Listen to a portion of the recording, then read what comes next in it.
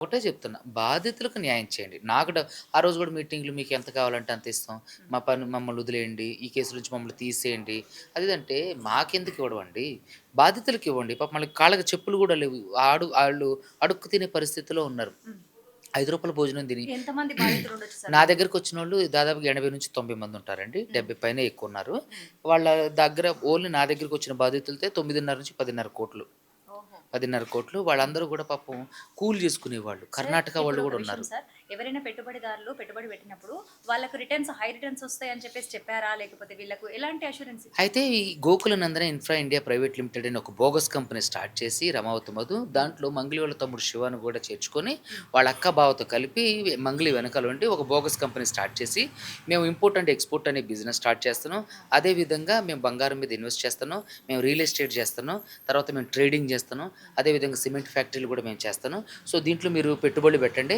లాభాలు వచ్చేంత వరకు మీకు అధిక వడ్డీ ఇస్తా అని చెప్పేసి హ్మ్. ఆశావాహుల దగ్గర నుంచి 5,000 దగ్గర నుంచి 10,000 దగ్గర నుంచి 50,00,000, 70,00,000, ₹1,00,00,000 వరకు తీసుకున్నారు. ఆ! వీళ్ళు పెట్టే స్కీమ్ ఏంటి? 5,00,000 కంటే ఎక్కువ కట్టినోళ్ళకి భూమి ఇస్తాం. హుహు. 5,00,000 కంటే ఎక్కువ కట్టినోళ్ళకి భూమితో పాటుగా మిమ్మల్ని గోవా ట్రిప్పులకి తీసుకెళ్తాం. హుహు. అని ఇలా చెప్పి అందరి దగ్గర నుంచి 10,00,000 నుంచి, 5,00,000 నుంచి, 2,00,000 నుంచి ఓ ఇక దొరికినోళ్ళ దగ్గర నుంచి దొరికినంత అంటే కోట్ల వరకు. తీసుకున్నట్టుగా వాళ్ళ దగ్గర నుంచి డబ్బులు ఉన్నాను. తీసుకున్నట్టుగా ఆళ్ళ దగ్గర తీసుకున్నట్టుగా ఫోన్‌పే, గూగుల్ పే ట్రాన్సాక్షన్స్ ఉన్నాయి. బ్యాంక్ ట్రాన్సాక్షన్స్ కాకుండా లిఖితపూర్వకంగా ఉన్నాయి. ఎలాంటివేమైనా ఉన్నాయి. ఉన్నాయా? ఉన్నాయి. ఉన్నాయి. హ్మ్. ప్రామిసరీ నోట్లున్నాయి. హుహు. అదే విధంగా చెక్కులున్నాయి. అది వాళ్ళంతా సంతకాలు చేసి డేట్‌లేసి ఇచ్చిన చెక్కులున్నాయి. హుహు. తర్వాత ఆ ఇంకా కంపెనీ పేరు మీద. కంపెనీ పేరు మీద ఈ రమావత్తు మధు పేరు మీద హ్మ్. ఉన్నాయి. తర్వాత మధు కూడా ఇప్పుడు ఈ మంగ్లీ తమ్ముడు శివ గూడా ఈ కంపెనీ ఓపెనింగ్‌కొచ్చి ఈ కంపెనీలో ఉన్నటువంటి బాధితులతో అందరితో గూడా మోసపోకముందు హ్మ్. మీరు దీంట్లో పెట్టుబడులు పెట్టండి. దీంట్లో అధిక లాభం వస్తే అసలు దీంట్లో మీరు లాభాలు తిరిగి చూసుకునే పని లేదు. కోట్లల్లో వస్తాయి. హ్మ్. మనందరం బాగుపడొచ్చు అది ఇది అని చెప్పడం. "ఏనికి నీకు సంబంధం ఏంటంటే మా చెల్లిని మా రమావతి మధుకిచ్చి చేస్తానని" చెప్పడం. హ్మ్. వెనకాల అక్కుంది అంతా ఆవిడే చూసుకుంటదని చెప్పడం. ఇలాంటివన్నీ చెప్పేసరికి ఇప్పుడు సొంత తమ్ముడొచ్చి చెప్తే ఎవరైనా ఎలా నమ్మకుండా ఉంటారు? సో, హ్మ్. ఇలా అనేసరికి అందరూ బాధితులందరూ నమ్మి కోట్లల్లో పెట్టుబడులు పెట్టారు. ఎక్కడొకటే దగ్గర 9.5 కోట్లు నా దగ్గరకొచ్చినోళ్ళది. మీరు మల్లేపల్లికెళ్ళి దేవరకొండ అటు సైడ్ చూస్తే 500,00,00,000 స్కామ్ అది. దేవుడా! అదే విధంగా మీరు ఇటు కర్ణాటక ఇటువైపుకొస్తే అక్కడ ఒక 200, 300,00,00,000 స్కామ్. హ్మ్. సో, ఇదంతా ఏంటంటే 1000,00,00,000 స్కామ్. నా దగ్గరకొచ్చినప్పుడు ఇది 9.5 కోట్ల నుంచి 10,00,00,000 వరకే. హ్మ్. ఈ కేస్ ఎప్పుడైతే బయటకొచ్చిందో బాధితులందరూ బయటికి రావడం, హ్మ్. వాళ్ళు కోట్లలో పెట్టిని మీకు ఒక వి కేస్ డైరీ గూడా ఇస్తా. హ్మ్. దాంట్లో 7,00,00,000 నుంచి, 5,00,00,000 నుంచి పెట్టుబడులు పెట్టినోళ్ళు ఏది ఏజెంట్లంతా కలెక్ట్ చేసి ఇచ్చినవి. ఓన్లీ ఒక కేసులోనే 89,00,00,000. సో, ఇవన్నీ గూడా ఏంటంటే కలెక్ట్ చేసి బాధితుల దగ్గర నుంచి అధిక వడ్డీ ఆశ చూపించి, మేము ఈ వ్యాపారం చేస్తున్నాం, ఆ వ్యాపారం చేస్తున్నాం అని చెప్పి చేయడం జరిగిందన్నట్టు. So, okay. ఇలా ఆశావాహులు నమ్మి మోసపోయారు. అయితే ఇప్పుడు మీ పైన వాళ్ళేమంటున్నారంటే నేరుగా మీరు మంగ్లీని కలిసింది హైకోర్ట్‌లోనే. ఒక్కసారి లేదు లేదు. హ్మ్. ఒక అడ్వొకేట్ సార్ ఆఫీస్‌లో. ఆఫీసర్‌లో కలిసారు. హ్మ్. ఆ తర్వాత మీరెప్పుడైనా కలిసారా? లేకపోతే మీ కలవలేదండి. పైన 10,00,000 నన్ను ఇట్లా డిమాండ్ చేశారు అని జెప్పేసి లేదండి. ఆరోపణలు అదంతా ఒట్టి అబద్ధ ప్రచారం. హ్మ్. ఇదంతా కేసుని పక్కదోవ పట్టించడానికి, హ్మ్. మీడియా దృష్టిని అటెన్షన్ తప్పించడానికి, ప్రజల దృష్టిని తప్పించడానికి. హ్మ్. నేను ఎన్ని ప్రూఫ్స్ చూపించా. ఆమె నాకు ఫోను చేసిందన్న దానికి, ఆమె నన్ను పిలిపించిందన్న దానికి, ఒక డైరెక్టర్ గారు ఆయన ప్రెస్ మీట్ కూడా పెట్టి మాట్లాడారు. మ్యూజిక్ డైరెక్టర్ గారు కూడా మాట్లాడారు. హ్మ్. సో, ఎక్కడైనా వాళ్ళు ఎక్కడైనా చెప్పారా? హ్మ్. ఆవిడ నేను 10,00,000 డిమాండ్ చేయడానికంటే ఒక్క ఆధారం చూపించమనండి. హ్మ్. ఆవిడ చేసిన తప్పులన్నిటికి నా దగ్గర ఆధారాలున్నాయి. హ్మ్. మీరు రీసెంట్‌గా నిన్న కూడా చూసుకున్నట్లయితే ఆవిడ ఎంత వల్గర్‌గా ఒక వీడియోలో మాట్లాడారు. మా స్నేహితుని గురించి మీరు చూసారు. హ్మ్. ఏంటంటే ఆవిడ భాష విధానం బాగోదు. హ్మ్. ఆడ వ్యక్తిత్వం అంటే అగ్రెసివ్‌గా, పొగరుగా హ్మ్. చాలా అంటే ఒక్కసారిగా ఒక ప్రిన్సెస్ నూర్‌జహాన్ అంత గొప్పగా ఫీల్ అయిపోతుంటారన్నట్టు. హ్మ్. సో, చాలా అగ్రెసివ్‌గా ఉంటారు. చాలా పొగరుగా ఉంటారు. తర్వాత లెక్క చేయరు. ఎవరినైనా నువ్వు అనేసి సార్ మాట్లాడుతుంటారు. ఇప్పుడు మీ పైన అక్కడ పోలీస్ స్టేషన్‌లో గూడా బ్రీత్ అనలైజర్ టెస్ట్ చేశారు కదా! దీని వెనకాల మంగ్లీ హస్తం ఉందంటారా మీకు? 100% అండి. ఎందుకంటే ఇప్పటి వరకు గూడా భారతదేశ చరిత్రలోనే గాదు, అసలు ప్రపంచ చరిత్రలోనే ఇంతవరకు పోలీస్ స్టేషన్‌కొచ్చినటువంటి ఒక న్యాయవాదికి బ్రీత్ అనలైజర్ టెస్ట్ చేసింది లేదు. హ్మ్. ఇది చూస్తుంటే అంతకు ముందు రోజే మంగ్లీ గారు సీపీ సజ్జనర్ గారిని కలిసారు. ఆయన పోలీస్ బాస్ యొక్క ఇ ఇన్‌స్ట్రక్షన్స్‌తోనే వీళ్ళంతా అత్యుత్సాహం చేశారని చూసి అర్థమైతుంది. చేసినోళ్ళు కనీసం పాజిటివ్ వచ్చిందా? హ్మ్. రాలేదు.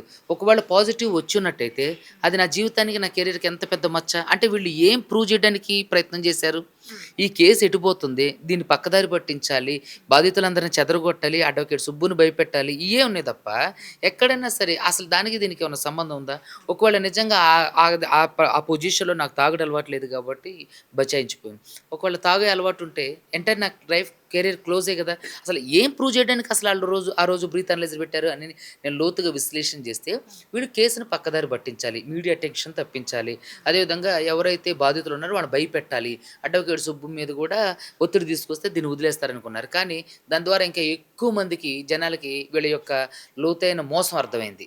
సో, జనాలందరూ ఒక్కసారిగా సపోర్ట్ చేయడం, జనాలందరూ ఒక్కసారిగా మాట్లాడడంతో ఎటోళ్ళు అటు సైలెంట్ అయ్యారు. ఈ సంఘటన మీద నేను హైకోర్టులో సీఐ మీద కేస్ ఫైల్ చేయడం, రిట్ ఆఫ్ మాండమస్ ఫైల్ చేయడం జరిగింది. రిట్ ఆఫ్ మాండమస్‌లో కూడా మనకు అనుకూలంగా జడ్జిమెంట్ ఇయ్యటం అయింది. 29వ తారీఖు ఆయన సస్పెండ్ అవ్వడానికి కూడా అవకాశాలున్నాయి.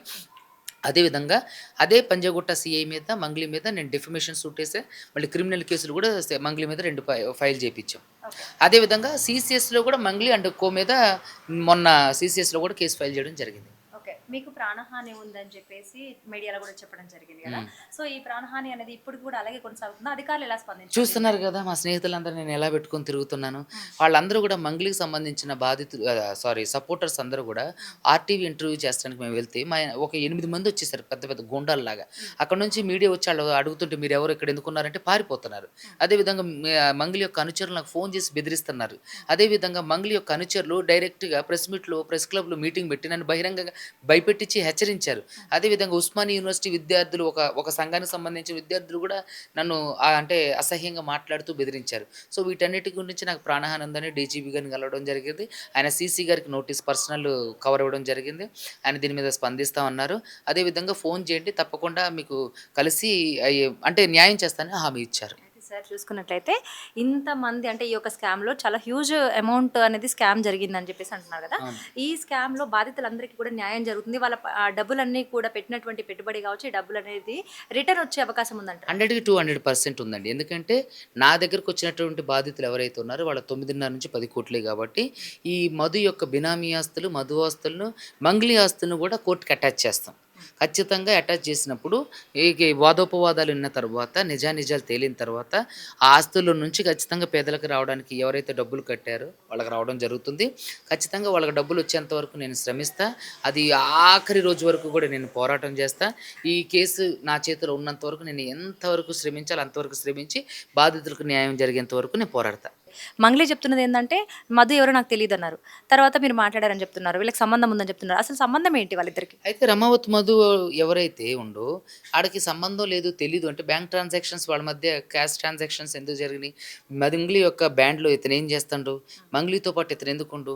మంగ్లీ బర్త్‌డే పార్టీలో డ్రగ్స్ కలకలం రేపినటువంటి పార్టీ ఉంది గదా! ఆ బర్త్‌డే పార్టీలో ఇతను ఏం చేస్తాండు? ఇతనికి ఏంటి అక్కడ పని? మంగ్లీ వాళ్ళ చెల్లిని పెళ్లి చేసుకోబోతానని చెప్పి వీళ్ళందరూ బాధితులందరూ ఎందుకు చెప్తున్నారు? ఎవరైతే మంగ్లీ తమ్ముడు శివ ఉండో, శివ ఎందుకని ఈ ప్రధాన నిందితుడైనటువంటి రమావతితో ట్రావెల్ చేసిండు? బాధితులతో ఎందుకు ట్రావెల్ చేసిండు? మంగ్లీ అపార్ట్మెంట్‌కి బాధితులందరూ ఎందుకెళ్లారు? మంగ్లీ అపార్ట్మెంట్‌లో రమావతి మధు ఏం చేస్తాండు? వీటన్నిటికి సమాధానం చెప్పమనండి. ఇవన్నీ జరిగినాయి గాబట్టి బాధితులు ఎప్పుడూ అబద్ధం చెప్పరు. ఒక్కళ్ళంటే అబద్ధం చెప్తారు. 100 మంది అబద్ధం చెప్తారా? సో, కాబట్టి వీళ్ళందరూ గూడా వాళ్ళ చెల్లినిచ్చి పెళ్లి చేయడానికి ప్రయత్నం చేశారు. సో, ఈ స్కామ్ బయటకు రావడంతోటి ఒక్కసారిగా అవన్నీ విరమించుకొని ఎటోళ్ళటు ఇప్పుడు పారిపోయారని న్యూస్ మీడియాలో వస్తుంది. నాకు గూడా కొంతవరకు కూడా తెలీదు. ఖచ్చితంగా బాధితులకు న్యాయం చేస్తా. Thank you. Thank you. Thank you sir. Yeah! చూసారు కదా! అడ్వకేట్ సుబ్బారావు గారితో మాట్లాడినటువంటి విషయాలు అసలు ఏం జరిగింది ఏంటని క్లారిఫైగా మొత్తం క్లారిటీగా చెప్పేశారు. అయితే ముందు ముందు కూడా ఏ విధంగానైతే న్యాయ పోరాటం చేస్తామో నా ప్రాణం ఉన్నంత వరకు ఈ యొక్క కేసు అనేది మొత్తం ఎక్కడిదక్కడ అంతా అయిపోయే వరకు కూడా నేను న్యాయ పోరాటం చేస్తానని చెప్పేసి సుబ్బారావు గారు చెప్తున్నారు.